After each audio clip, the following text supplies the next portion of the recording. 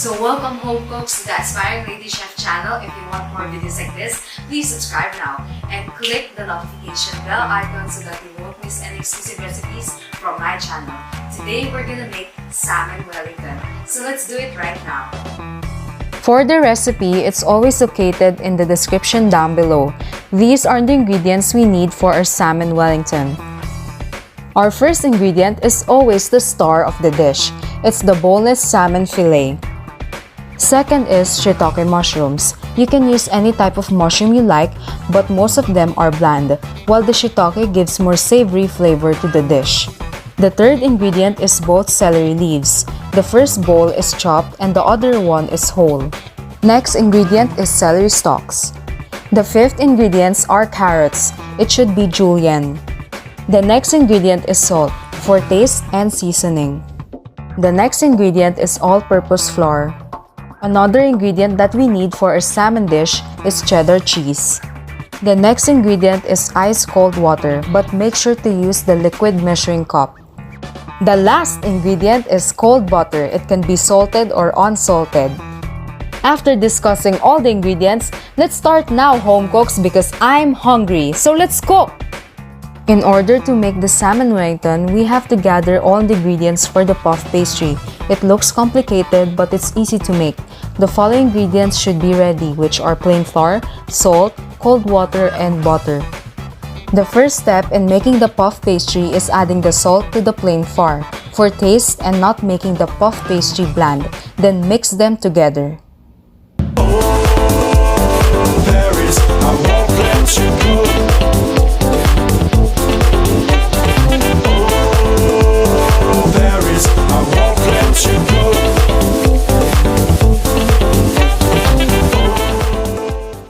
After adding the salt to the plain flour, get ready with your cold butter.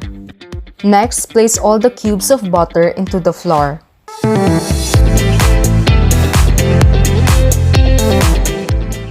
So home cooks, the third step is crumble the butter by using your fingertips and never the palm in your hand because it will melt. Do this process until it becomes crumbly or feels like cookie crumb texture. Your body on me. This moment is fleeting, so don't go away. I want your body on me. This is the result I want you to achieve. Just to make sure to use cold butter, not room temperature or warm, because it will turn into a pancake batter. So home cooks, the last ingredient for the puff pastry is cold or ice-cold water to make it crispy and have a better texture. Then mix them together.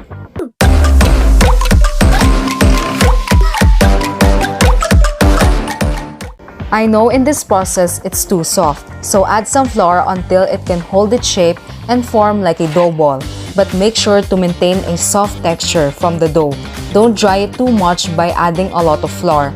As long as it can form like a pizza dough ball, it's done.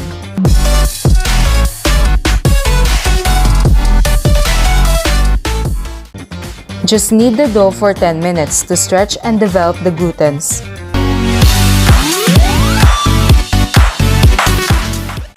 So home cooks, this should be the outcome of the dough, and it's important to rest it in the freezer. Get a plastic wrap and cover the dough until it's tightly sealed. Place this in the freezer for 36 minutes to 1 hour. If we don't harden the butter, it can't form properly and maintain its shape as a croissant, turnovers, and more. I also like putting it in the freezer because the butter wouldn't melt easily. 12 o'clock midnight. So home cooks, 36 minutes is over. It's time to use the puff pastry. We need our dough and rolling pin. Let's remove the plastic wrap now and very excited to make our first wellington.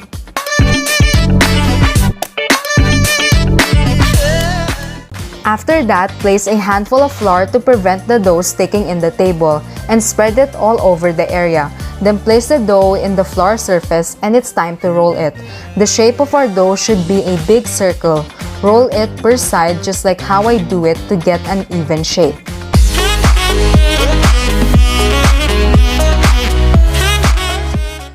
Yes! We perfected it! Such a lovely pastry!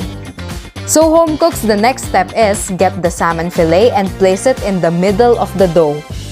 The most fun part is put all the ingredients on top of the fish, which are carrots, celery leaves, celery stalks, shiitake mushrooms, and more. Be creative and you can add any veggies you prefer. Let's make it quick.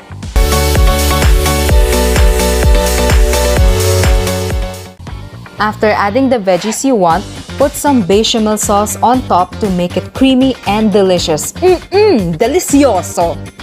It's time to put the salmon's blanket for bedtime. Just joking, cover the fish with puff pastry. Make sure everything is covered, especially the sides, and pat it gently to make the dough stick together. The next step is get a knife, then remove the excess dough. And let's speed this up. The next step is polish your Wellington and make sure the dough should secure everything. Still add some flour just to be sure it doesn't stick again from any surface. Such a beautiful Wellington, and so glad we perfected it. The next procedure is get a plastic tray or any type of container and add some all-purpose flour. Place the Wellington in the container and put this in the freezer for 10 to 15 minutes to make the butter cold and rest the dough. So home cooks, it's time to bake. Today I'll be using a non-stick casserole, but if you don't have one, just use a baking tray or any casserole. Then just place a wax or parchment paper on top to prevent the Wellington from sticking. You need an egg wash to make the puff pastry golden brown. Just whisk 2 whole eggs and ready your brush. After 10 to 15 minutes, get the salmon Wellington from the freezer and place it in the casserole or baking tray. Today, it is egg wash time. Get your brush, dip it from the egg mixture, then coat it all over the puff pastry, including the sides.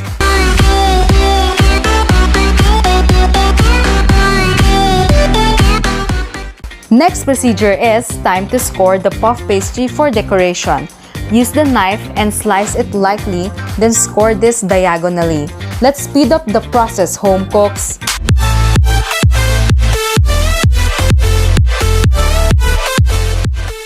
After scoring it diagonally, next is to score it horizontally until it reaches to the end of the dough. We can do it, home cooks!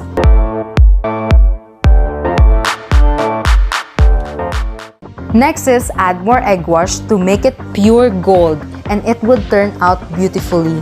No longer wanna feel. Finally, we are done with all the steps, home cooks. So first, we need to preheat the oven for 10 minutes by 190 degrees. Then after preheating it, bake this in the oven for 160 degrees by 25 to 30 minutes.